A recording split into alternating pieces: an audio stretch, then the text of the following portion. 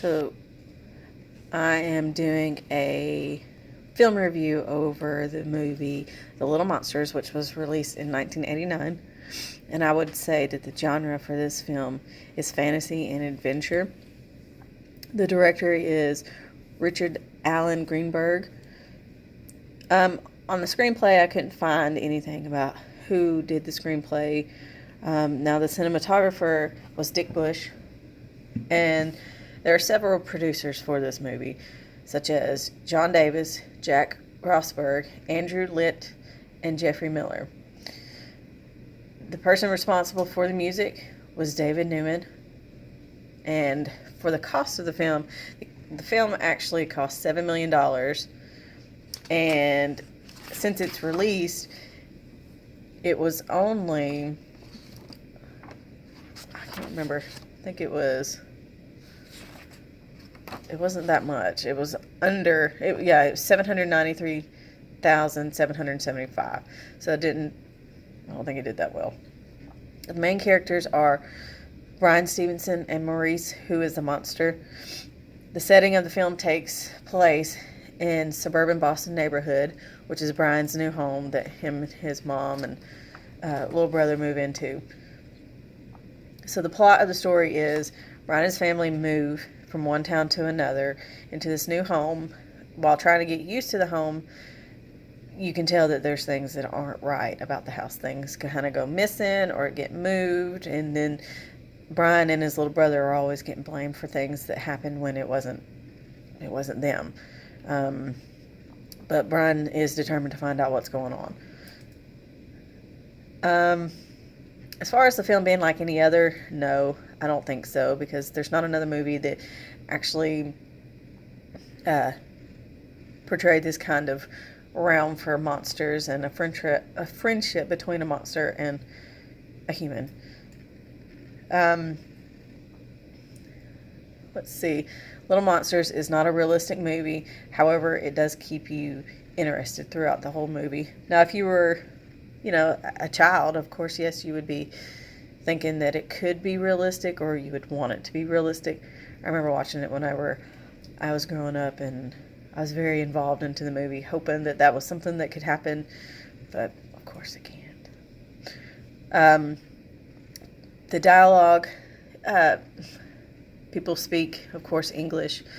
However, when you go down into the realm where all the monsters are from, there's several that will speak a different language, but you can't understand. But I thought that, yeah, it did succeed in making it believable. The themes present, in the beginning, all Bryan can think about is himself and unfair things that happen to him.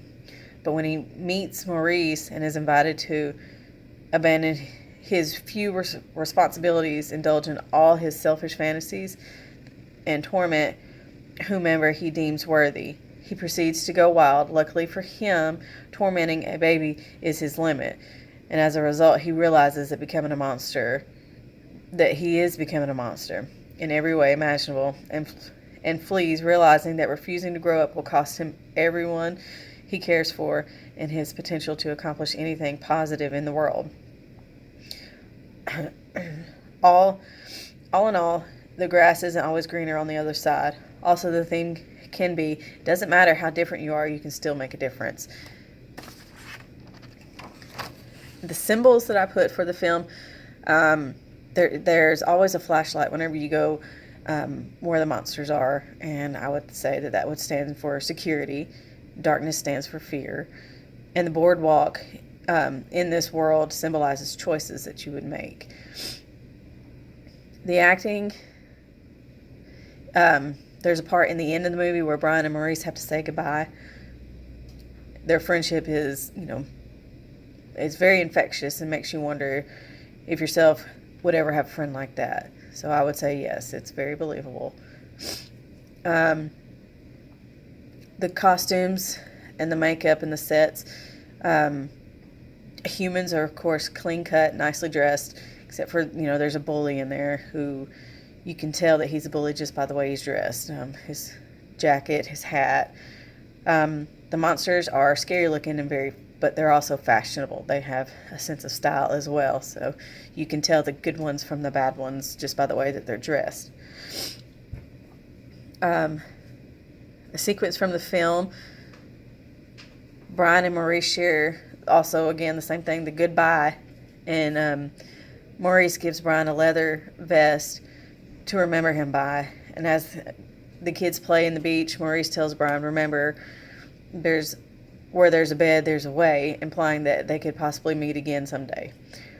Brian's inside a telephone booth and calls his parents and tells them that Eric is fine and they are in Malibu. When his parents ask why they're in Malibu, Brian responds that it's a long story. Then the film ends with a freeze frame of Brian still on the phone with his parents. In this part, whenever they go from one shot to the other, it's a jump shot, and it also fades in and out. And then at the very end, it freezes with Brian talking on the phone. The sound effects, the music sets the tone for the specific scene, whether it be bad or good. It helps the viewer prepare for what's to come, and the sound effects can help add comedy or seriousness to the movie. It just depends on the situation. And then last, the unusual bit of information. I don't think Brian's father is played by Daniel Stern, who was working on the Wonder Years as the elder or the voice over Savage's character, Kevin Arnold. Fred and Ben Savage are also real-life siblings that play a role in both Brian and Eric since they are siblings. Fred and Ben Savage's younger sister Kayla plays a little monster in this movie as well. But that's all that I have for this film. I thought it was a cute film. Still probably one of my favorites, but